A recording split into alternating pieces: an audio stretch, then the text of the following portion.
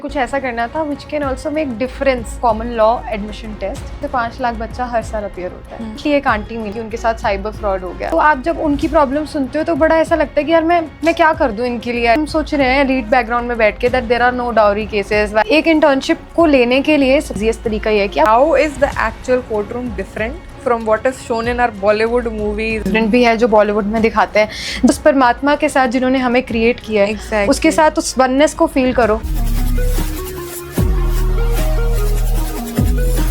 Hi everyone, welcome back to another episode of edX Talks. और आज मेरे साथ है advocate Harsimran Kaur, who is not just a young advocate but 6 times gold medalist from NLU. तो intellectual conversation तो ये होने वाली है। And if you are a youngster watching this, make sure that you are sharing it across your friends. And if you are not a youngster watching it, make sure कि आप अपनी family में जो यंगस्टर्स हैं उन्हें ये भेजें। बहुत ही ज़्यादा मोटिवेटिंग इंस्पिरेशनल कॉन्वर्सेशन होने वाली है, I am sure of that. और खासकर अगर कोई लॉ एस्पिरेंट है, मेक श्योर कि आप इसे ध्यान से सुने, take notes from it, and if you have any questions put in the comments. ये मैं पहले ही बता रही हूँ। Thank you so much, Harsimran. You took out this time for being with me on this podcast. Thank you so much for inviting me to this beautiful platform. And So it's my pleasure. So can we start? Yeah, sure. Harsimran, usually तो हम guest की journey के साथ start करते हैं, but इस case में because I have the medals with me, तो I would like to take the journey also in that shape कि what is the hard work and grind and probably passion जो इन medals के पीछे गया है, एंड वो पूरा एक्सपीरियंस आपके लिए कैसा था? So my journey of law started when I was in class 10th itself. Okay. Because I had to choose the subjects on the stream. और उस टाइम पे मेरे मार्क्स अच्छे आए थे और इतने मार्क्स थे आराम से साइंस मिल जाती है। एंड एवरीबडी वाज अज्यूमिंग कि हरसिमरन है तो साइंस ही होगी। And I took humanities out of choice and that was a bold decision, I would say उस टाइम पे, क्योंकि बड़ा जजमेंटल होता था कि अरे यार I know Indian families science नहीं ली। बट इस मामले में my family, when I say family, I don't mean distant relatives, but the family, parents and all, they supported in this stream choice. तो कम से कम उन्होंने कहा कि चलो ठीक है, you want to pursue law, take humanities. So that journey started from a kid who was crying to take subjects like humanities and then becoming an advocate today. This is the whole journey, and then added with this gold to my name now. It feels truly blessed. God has been kind that I have this blessing with me. तो how is it for you? मतलब 10th में when you choosing the subjects, was it passion for law या फिर ये था कि family में किसी को देखा था? क्योंकि मुझे पता है कि you are a first generation lawyer, so कोई रोल मॉडल था या सब्जेक्ट्स पसंद थे इसलिए you did it? How is it? तो क्लास 10th में जब ये जर्नी स्टार्ट हुई थी, इट वाज सब्जेक्ट का चॉइस करनी थी and eight the same time मुझे कुछ ऐसा करना था which can also make difference. थोड़े सालों बाद कुछ ऐसा लगे कि हम इम्पैक्ट कर रहे हैं सोसाइटी में, कुछ अलग कर रहे हैं। तो उस टाइम पे करियर ऑप्शन ऐसे क्रिएट हो रहे थे कि टीचर बनना है, ट्रेडिशनल ऑप्शंस। अच्छा है, it's a very good profession, but at the same time मेरा बड़ा मन था कि कुछ ऐसा पावर वाला हो। तो मैंने तो तब देखा ऐसे थोड़ा कि वकालत वाला is such a good thing to do. और फिर साथ में मेरे को पॉलिटिकल साइंस बहुत पसंद थी, तो वहाँ से वो इंक्लिनेशन आता गया। पॉलिटिकल साइंस, हिस्ट्री, वो सब्जेक्ट्स बड़े इंटरेस्टिंग लग रहे थे। तो पॉलिटिकल साइंस से ही एक स्टेम आउट होके धीरे धीरे हम लॉ की जर्नी की तरफ जाते हैं। और क्लैट इलिट में भी बड़ा क्वेश्चन है ये subject. Political science is very significant. तो that's how it started. And I think you've done your CLAT for undergrad as well as postgrad. Yes. तो उसके बारे में भी if you can share, क्योंकि I know competitive exams भी जब बच्चे prepare कर रहे होते हैं, there's a lot going on. It's pressure, it's lack of motivation sometimes. It's also कि right decision है, wrong decision है. So if you can share your journey about those exams also. Before answering your question, I would say that this is a very beautiful question that you've asked. और अच्छा interview सिर्फ अच्छे answers से नहीं बनता. It becomes good because of interviews like you. Thank you so much. And this question was really meaningful, and I hope that this helps certain people who are going to prepare for these examinations. And in the today's time, जब आज के time में इतना competition बढ़ चुका है, getting an admission in a private university is becoming difficult. Right. Leave apart these national law universities. So these are the esteemed universities in the field of law. And specifically, if I talk about common law admission test, this is called CLAT. And इसके अंदर क्या होता है कि 4 से 5 लाख बच्चा हर साल appear होता है, and only selected 1100 और 1200, ये सक्सेस रेट है एग्जामिनेशन का। फिर उसमें भी अगर आप टॉप नेशनल यूनिवर्सिटीज़ में चल जाते हो, पूरा IIT वाला सिस्टम बनता जा रहा है ब्लॉ में भी, वो NLS Bangalore, NALSAR and NUJs, मतलब ये लिस्ट में अगर आपको आना है तो you have to be under the 500 top 500 ranks. फिर यही सिस्टम आपका PG में भी चलता है। ये नहीं है कि अच्छा मैंने NLU से किया था अंडरग्रेड तो अब मैं PG में फ्री में हो जाएगा easily. No, I had to again write the same entrance exam any which ways जो किसी और ने बच्चे ने भी दिया होगा। तो we were all on an equal pedestal back again. तो फिर मैंने PG का एग्जाम लिखा। अब मैं जहाँ से मास्टर्स कर रही हूँ that is called national law university Delhi, and this master's is in intellectual property law, right? Or this is a collaboration with WIPO, which is the World Intellectual Property Organization, Okay, wow. along with the CGPDTM. So you think the kind of opportunities these universities are giving you, क्योंकि अब ये government aided है, तो जो इनके पास आएगा ना, जो कंटेंट ये डिलीवर कर सकते हैं, जैसे स्पीकर्स हमारी क्लासेस में आते हैं, वो चीज़ें नॉर्मल यूनिवर्सिटीज़ में हो पाना उतना पॉसिबल नहीं है। And particularly in an Indian setup जहाँ पर इतनी बड़ी पॉपुलेशन है, जहाँ पर इतने सारे लोग ही पढ़ना चाहते हैं और सब कुछ करना चाहते हैं। तो NLUs के लिए ये प्रिपरेशन मैंने बताई कि क्लैट और रिलेट एग्जाम बहुत इंपॉर्टेंट है। अब प्रिपरेशन जो करने की बारी आती है वो बड़ा हार्ड वर्क है जी। मतलब इट्स नॉट कि आप करोगे और 1 महीने में कर लेते हैं, कोई बहुत ब्राइट होते होंगे तो कर लेते होंगे। नहीं, I think their luck also plays a very big factor उन केसेस में, but I do think hard work is the majority chunk। आजकल तो मतलब मेरे पास जो जूनियर्स की आते हैं कॉल्स और जो बच्चे मुझे अभी मैं थोड़ा बहुत उनको गाइड करती हूँ, तो 8th में उनके बच्चे हैं, मम्मियाँ कॉल कर रही हैं कि मैम पढ़ाना शुरू करवाना है, कैसे करना है। 8th में है, उसका थोड़ा सा तो अभी नहीं एडमिशन हमें NLU में ही करवाना है। सो this is the kind of competition. मतलब बच्चे इस टाइम से ही शुरू हो जाते हैं उसकी तैयारी करना। और मैं भी अभी काउंसलिंग कॉल दे रही थी तो मुझे खुद को भी लग रहा होता है कि 8th में हरसिमरन तू क्या कर रही थी। सो पर ये है कि आप लोग इवेंचुअली 11th 12th से तो बिल्कुल तैयारी शुरू कर देनी चाहिए। करंट अफेयर्स और लॉजिकल रीजनिंग, ये तो कुछ ऐसी चीज़ें हैं बड़ी फंडामेंटल है, बड़ी रूटेड है। अगर आप बिल्कुल स्टार्टिंग से स्टार्ट करो, रोज एक न्यूज़पेपर भी पढ़ो, तो that makes a difference if you do it through out consistently. Consistency is very important. Got it. And बाकी के subjects also, I think if you have that in humanities, so that helps. हाँ, that does. To a certain extent it does. But फिर अब जो CLAT का pattern है, और मतलब मैंने दिया था क्लैट 2020 में, और अभी धीरे धीरे पैटर्न थोड़ा और चेंज होता जा रहा है। तो they are checking more of your reading comprehension, your current affairs, कि आप कितना अवेयर हो। बट अब ये होता है कि जब आप स्कूलिंग में होते हो तो आप एक टेक्स्ट बुक ओरिएंटेड होती है आपकी चीजें, आप वही चीजें पढ़ रहे होते हो, उसी पे सवाल आ रहे होते हैं। उससे एक्सटर्नल लर्निंग कम हो रही होती है स्कूल में। वो फिर आपको बेसिक से सिलोजिज्म आएंगे, all cats are dogs, some dogs are this. लग रहा होता है कि यार ये कुत्ते बिल्ली कहाँ जा रहे हो, like why am I even bothered about some cats are clouds, this kind of thing. तो ये बड़ा नया होता है उस टाइम के लिए। तो इंट्रोड्यूस अगर ये टाइम से हो जाए 11th 12th में, नहीं तो फिर ड्रॉप लेते हैं। मेरे बैचमेट्स, मैं अपने बैच में सबसे यंगेस्ट हूँ, बहुत छोटी हूँ। मेरे बैचमेट्स हैं मेरे से 4-4 साल बड़े, 3-3 साल बड़े, क्योंकि लोग ड्रॉप लेते हैं। फिर 12th के बाद 1 साल बैठ के पूरी तैयारी कर रहे हैं, फिर नहीं होता तो फिर उनको लगता है कि अब तो बस इतने मार्क्स से रह गया था, फिर दोबारा देते हैं। तो वो बड़ी एक रेस बन जाती है, वही दोबारा सर्कल में रहना। तो अगर स्टार्टिंग में ही कर लें, 11th 12th से जर्नी शुरू कर दें, मच बेटर। हाँ जी, got it. And you mentioned you're doing IP में अभी, intellectual property rights में specialization. I will come to that also. And but one thing I want to ask, when you have all these gold medals, I'm sure के there would have been people after you कि you know हमें as a lawyer आप join करो, companies होती हैं, they want corporate law का side. Why did you choose के corporate law में ना जाके I will practice as an advocate and simultaneously specialize in IPR? ये भी वैसी चॉइस थी जैसी ह्यूमैनिटीज वाली थी जी, वो क्लास 10th वाली। क्योंकि सब कहते हैं कि हर्षिमा अब तो यही करेगी, अब तो यही होने वाला है, और फिर कुछ मुंह अलग हो गया। और उस टाइम पे आई रिमेंबर ये जो भी आपने बात बोली, तो मेरे बैचमेट बड़ा एक मजाक में बोला करते थे, स्पेशली मेरे दोस्त बोलते थे, जाना एक बार ही बैठ जा प्लेसमेंट में, किसी एक की तो नौकरी खाएगी। तो that used to be a joke. And internally और सैम कैम जो टॉप लॉ है, कॉर्पोरेट जायंट्स, उधर से कोर्सेज वगैरह के भी ऑफर्स जेन्युइनली आते थे, क्योंकि टॉप रैंक कर रहे बैच में, तो वो चीज़ें मिलती थी।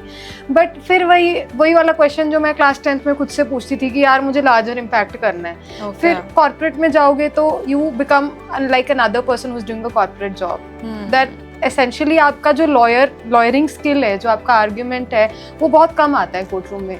There are very less firms which hire you for dispute. उसमें मेजरली हो जाता है जेन कॉप. ओके. वो बड़ा टेबल जॉब है, आप डेस्क जॉब कर रहे हो, बैठे हुए हो पूरा दिन, एक्सेल शीट्स पे काम कर रहे हो. तो that was not something that I idealised when I was a kid. तो फिर वही मेरे को था कि नहीं, ये नहीं करना है. अभी फिर मैंने मास्टर्स में ऐसे होता है ना कि कुछ चीज़ें आपके लिए मेंट टू भी होती है तो वो होती जाती हैं. मेरे फ्रेंड्स ने बोला कि हरसिमरन दे दे यार, यूजीसी हम सब दे रहे हैं, दे दे. तो मैंने ऐसे ही दिया without any preparation, and I qualified for it. तो ऐसा लग रहा है कि may be this is the way that God is suggesting. Sometimes path बनता जाता है अपने आप. हाँ जी, तो मास्टर्स हो गई है, यूजीसी नेट क्वालिफाइड है, तो एक वो भी है that alternatively I am thinking that this can be another impact that I can make in this. Got it. But majorly it's practicing in the. हाँ जी, अभी तो कोर्ट रूम का फ्लेवर भी बहुत अच्छा लगता है, नया नया जब आप स्टार्ट करते हो तो बहुत मजा आता है. और जब पहले दिन हाई कोर्ट का गाउन मिलता है, अरे जो बच्चे अभी सुन रहे होंगे क्लास 10th 11th वाले, उसके लिए ना जो अभी से एनर्जी ले आओ अपने अंदर की यार वो गाउन पहनना है. मतलब कोट पहनते हैं और उसके ऊपर जब वो गाउन पहनते हैं तो ऐसा लगता है कोई ऐसे, मैं पहले दिन तो ऐसे ऐसे करके वॉक कर रही थी कि ओहो हो महाराजा जी जा रहे हैं. So that is the kind of, I can only imagine. But if you can share experience high court also. और मैं थोड़ा सा ये चाहूंगी, अगर आप ऐसे भी बता सकते हो, how is the actual court room different from what is shown in our Bollywood movies and maybe OTT series and shows, और एक्चुअल रियलिटी एक्सपीरियंस क्या होता है? एक्चुअल रियलिटी काफ़ी डिफरेंट भी है, कई जगहों पे सिमिलर है बट काफ़ी डिफरेंट भी है जो बॉलीवुड में दिखाते हैं. जब रियल इमोशंस दिखते हैं ना आंखों के सामने तो चीज़ें बहुत डिफरेंट हो जाती हैं. बॉलीवुड में वो हमें अफेक्ट नहीं करता, बट जब हम ह्यूमन बीइंग के साथ ह्यूमन बीइंग सोशलाइज करते हैं और देखते हैं कि जेन्युइनली इसकी लाइफ में ये प्रॉब्लम है. तो जब मैंने नया कोर्ट जाना शुरू किया, and as an intern also I have seen this, और अभी जब हम कोर्ट में जाते हैं तो वो बड़ा इम्पैक्ट करता है. एडवोकेसी में जैसे अभी नया आप जब कोर्ट जाते हो तो आपको ये चीज़ें बहुत ज़्यादा इम्पैक्ट करती हैं, और एज एन इंटर्न भी करती थी. अब क्या होता है कि आपको चलते चलते भी कोई ऐसे मिल जाएगा, अरे बेटा अभी रिसेंटली एक आंटी मिली and she was telling me कि उनके साथ साइबर फ्रॉड हो गया. और वो मतलब ऐसे बैकग्राउंड से नहीं थी जो बहुत ज़्यादा डिजिटली अवेयर हो. तो आप जब उनकी प्रॉब्लम सुनते हो तो बड़ा ऐसा लगता है कि यार मैं क्या कर दूं इनके लिए एट द सेम टाइम. और फिर वो अपनी बातें जब बताते हैं तो वो इमोशंस कन्वे हो रहे होते हैं. तो that is very different from what Bollywood portrays courtroom as. And then मेरी journey as an advocate is with Shri Rajesh Mishra ji. He has been the secretary of Bar Council of Delhi. Okay, wow. So I'm working with him as an associate right now. तो sir is also mediator, तो हम लोग मीडिएशंस का भी cover up करते हैं. तो there is a mediation cell that is there in the Delhi high court premises only. तो मीडिएशंस में ज़्यादातर वो वाले केसेस आते हैं, डिवोर्स एंड ऑल. तो मीडिएटर का रोल ये होता है कि एक पार्टी इधर बैठी, एक पार्टी इधर बैठी, उन दोनों के हम बैठ के, हाँ वो हम बैठ के उनकी सुलह करवा रहे हो. तो जो वो हम देखते हैं ना कि डोमेस्टिक इशूज किस तरीके से आ रहे हैं रियल लाइफ में, वो बड़ा हर्ट करता है. जब किसी की मदर रो रही होती है कि मेरे को मेरा बच्चा चाहिए, वो चीज़ें कई रातों तक डिस्टर्ब करती रहती है कि यार मैं कैसे उसको हेल्प आउट कर दूँ इस चीज़ के अंदर, what can I do it. और अभी recently I was invited as a जज to a moot court competition in SRM university. So उधर भी ऐसा ही हुआ, मैंने एक टीम को जिताया. अब आप जज हो तो आपको जिताना तो पड़ेगा किसी को. एक टीम जो थी बड़े कम मार्जिन से थी, और मेरे को एक दिन तक लगता रहा कि यार कितने प्यारा बोल रहे थे वो भी. तो कई बार आपको वो चीज़ें रिमाइंड कराती रहती कि यार, तो ये ह्यूमन वाला जो इमोशन टच है that is different in real life then Bollywood. But because you touched upon the divorce cases जो आते हैं मीडिएशन में, I would want to know actually में जब हम हाई कोर्ट केसेस देखते हैं, इज देयर अ पैटर्न इनके इंडिया में आज की डेट में एक सर्टन टाइप के केसेस बहुत ज़्यादा आ रहे हैं, या से साइबर फ्रॉड्स ओनली के कोई सर्टन टाइप ऑफ केस बहुत ज़्यादा इंक्रीज पे है इन इंडिया? ये तो चलता ही आ रहा है, और जिस तरह से हमारी पॉपुलेशन बढ़ रही है साथ साथ में क्राइम रेट भी पता नहीं कैसे बढ़ रहा है. Even after there being so much of awareness, even after there being so many laws that are coming up, BNS आ गया, BNSS आ गया, लॉज चेंज हो गए, न्यू क्रिमिनल लॉज आ गए. बट ग्राउंड रियलिटी ये है कि अभी भी इतने ज़्यादा केसेस रोज साइबर फ्रॉड के भी आ रहे हैं. क्राइम अगेंस्ट वुमेन भी उतना ही एविडेंट है. अच्छा, अब कुछ एक आधा केस आ जाता है ऐसा जिसमें ये पोर्ट्रेट दिखाया जाता है, which is also true to some extent, that certain women are misusing what is there in the law. But at the other end if we see the practical reality, बहुत ladies ऐसी हमें मिलती हैं day to day के अंदर जो कि domestic violence abuse से रोज गुजर रही हैं, घर के अंदर हो रहा है। भी नहीं है। मेरी डोमेस्टिक हेल्प मेरे से बात कर रही है, दीदी मैं आपको बताना चाहती हूँ पर आप कुछ करना मत, आई नो, बट आप कुछ कर दो, बट पता ना चले उसको कुछ कर दो। So this is the kind of scenario that we are in. तो मैं अगर ये कह दूं कि this is the only thing that is on the rise, then I think my answer would be incorrect. और I think all types of cases that are coming up, तो मैं यही बोलती हूँ अपने जूनियर्स को भी जो थोड़ा सा ऐसे होते हैं ना कि करना चाहिए लॉ के नहीं करना चाहिए, कितनी बड़ी ग्रोथ है, आ जाओ आ जाओ आ जाओ आ जाओ। हर तरह आजकल आज के टाइम में किसको लॉ की नीड नहीं है, मतलब आप बिजनेस में चले जाओ, आप बड़े बड़े टेक जायंट्स को भी चाहिए, सबको एक लॉयर चाहिए, क्योंकि अब गवर्नेंस सिस्टम ही ऐसा है, कोई डिक्टेटरशिप नहीं चल रही, डेमोक्रेसी है।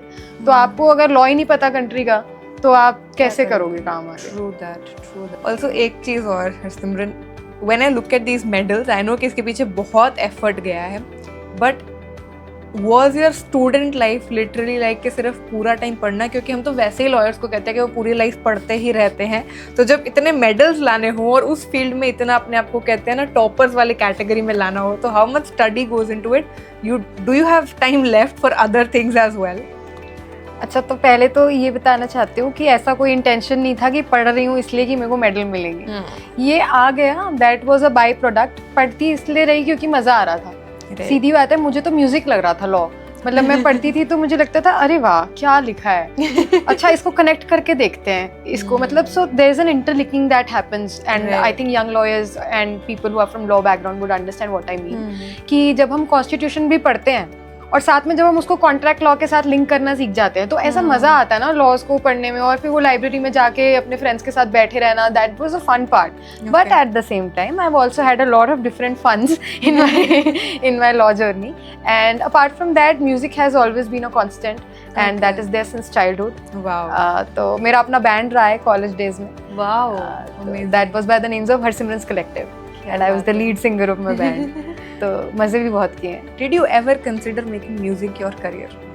हाँ, बचपन में थोड़ा थोड़ा but then I realized that it's more of a passion, more of a hobby than a career, because this is a settled career. Right. This is something that I want to do in the mainstream, but music is always there with me. It is in my soul.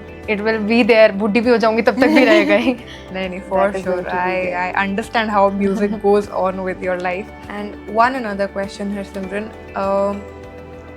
कोई ऐसे laws अगर आप बता सकते हो जो आपको लगता है कि बहुत बेसिक किसी की लाइफ में हेल्प कर सकते हैं, and it could be anything, you know, जैसे आपने बोला कि साइबर फ्रॉड्स भी इंक्रीज हो रहे हैं, या हमने डिवोर्स की बात की है, वुमेन अब्यूज़ की हम बात करते हैं, तो कोई ऐसे लॉज जो कि बहुत ज़्यादा हेल्पफुल हो सकते हैं but people are not even aware of that, because a lot of times हमें लगता है कि हमें लॉयर ही चाहिए या बहुत हैवी हो जाएगा अगर हम लीगल साइड पे जाते हैं, बट हमारी प्रोटेक्शन के लिए क्या चीज़ें एग्जिस्ट करती हैं, people are not aware of that, if you can share those. तो लॉ के अंदर एक और बड़ी इंपॉर्टेंट चीज़ होती है, हम जब इनिशियल ईयर्स में होते हैं और अभी भी मैं कर रही हूँ ये, this is called pro bono.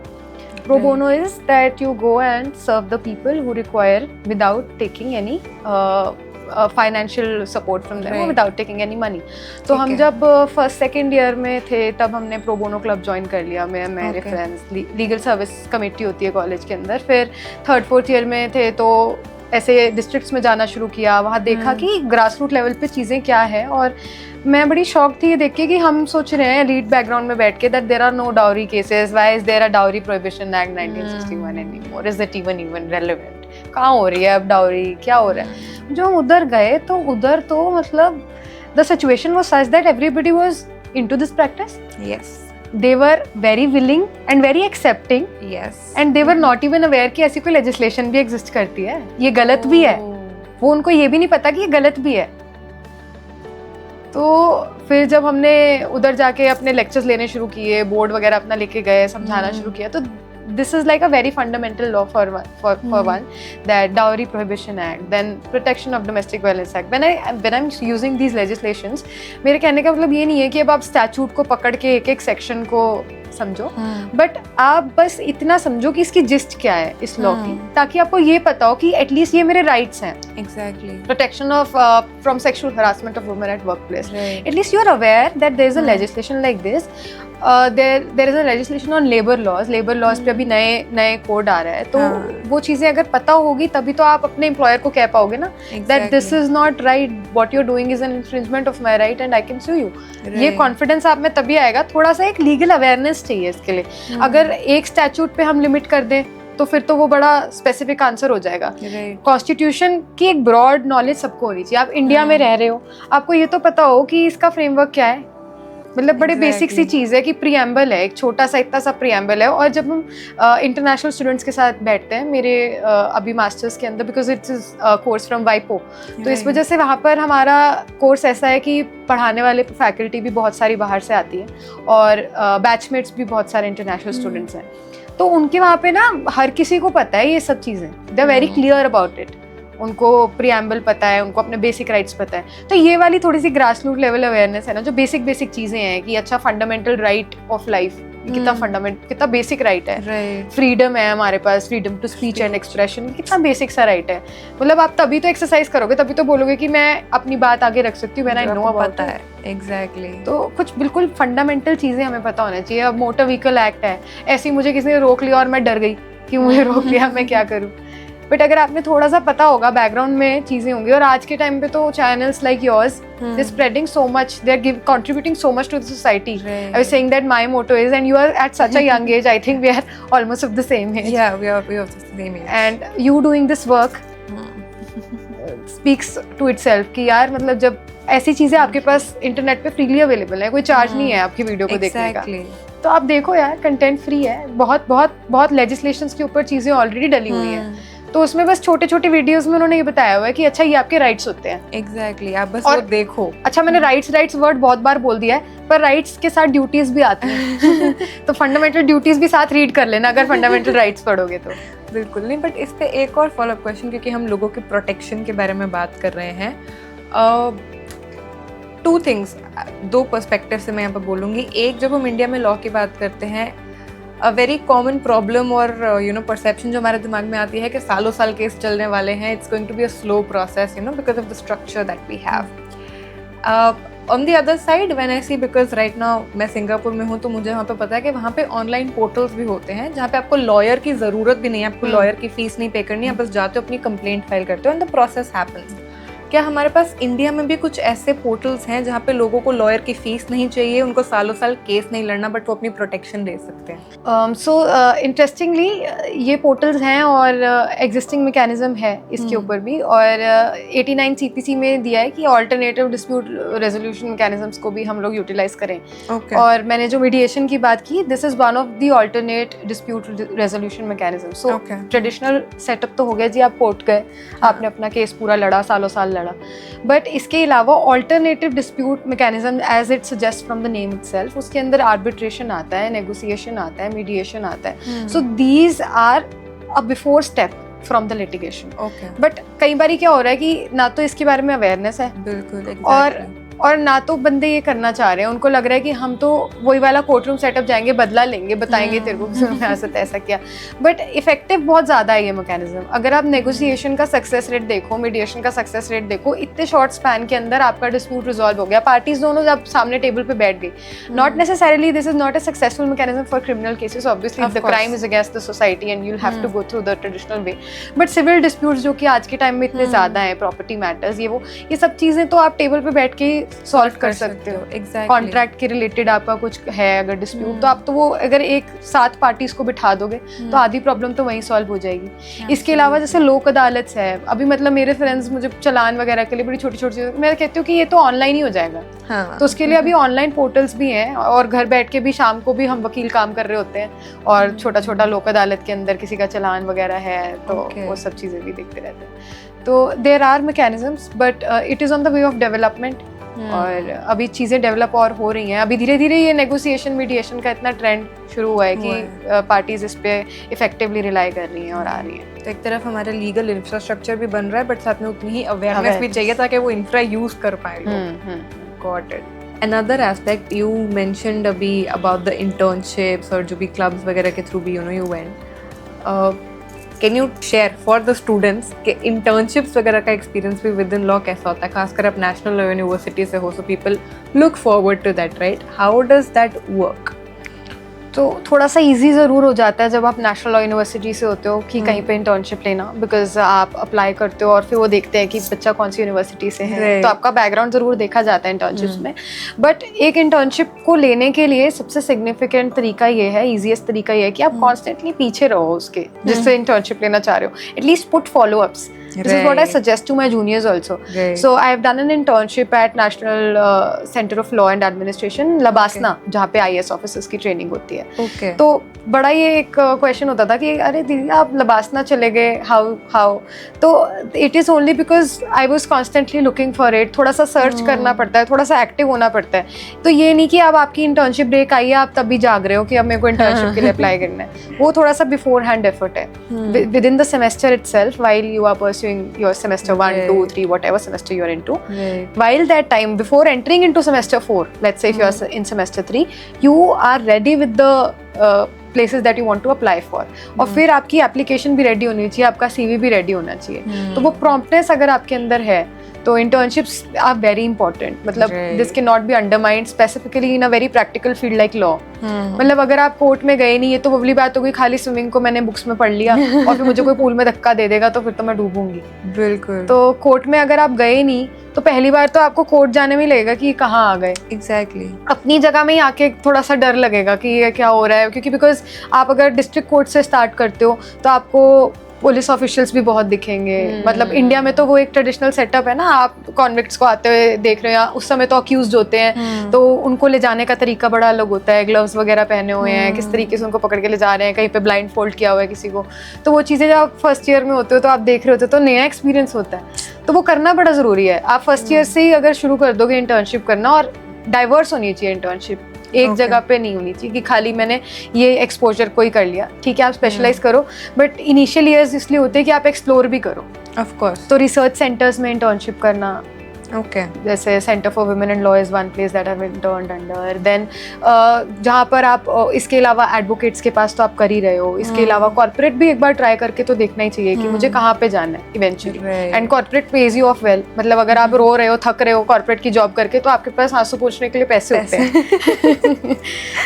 Absolutely. नहीं, आई थिंक खासकर जब हमारी जनरेशन की बात करते हैं तो money does play a very important role as a motivation. And I say internships की जैसे बात की, it goes for I feel all the domains and even the follow up. शायद आई फील शायद 15-20 साल पहले वो नहीं ज़रूरत होती होगी कि आप पीछे पढ़ो, बट आज की डेट में you have to get an internship और a job. You do have to go out of the box thinking and you have to take follow ups, because आपको उससे वैल्यू मिल रही है. सामने वाले को उतना वैल्यू इनिशियली नहीं मिलेगा जब आप एज एन इंटर्न जा रहे हो. You know nothing.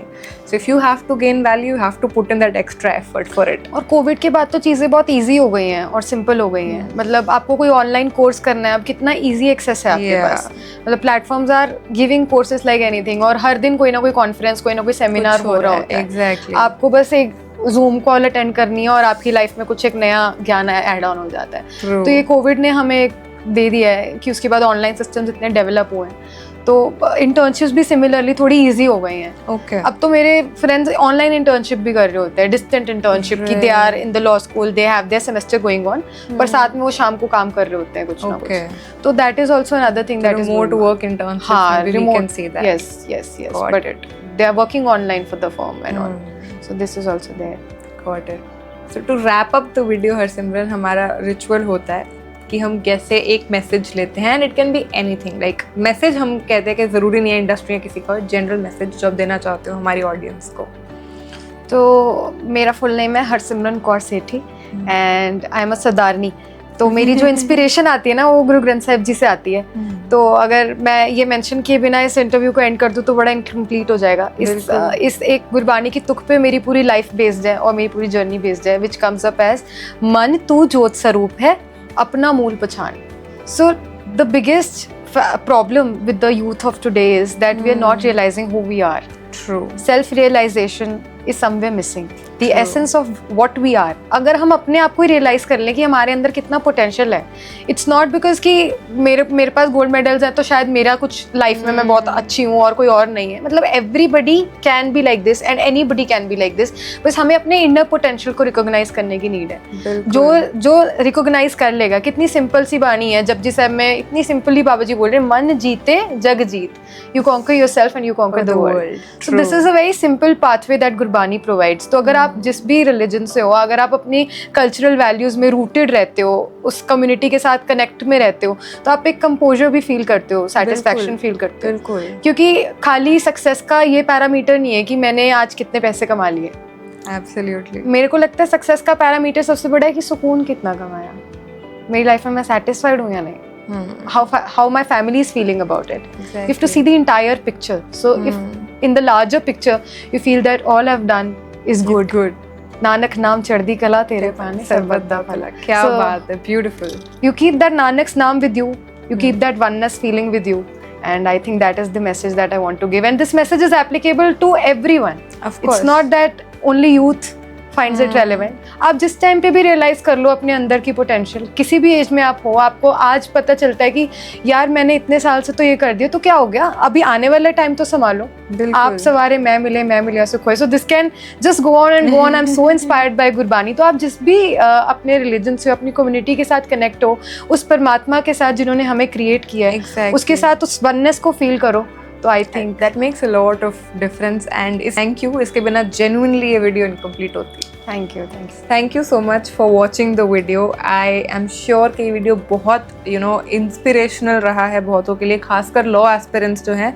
If you have your friends, probably अगर आपकी फैमिली में कोई है, उनके साथ ये वीडियो शेयर करें.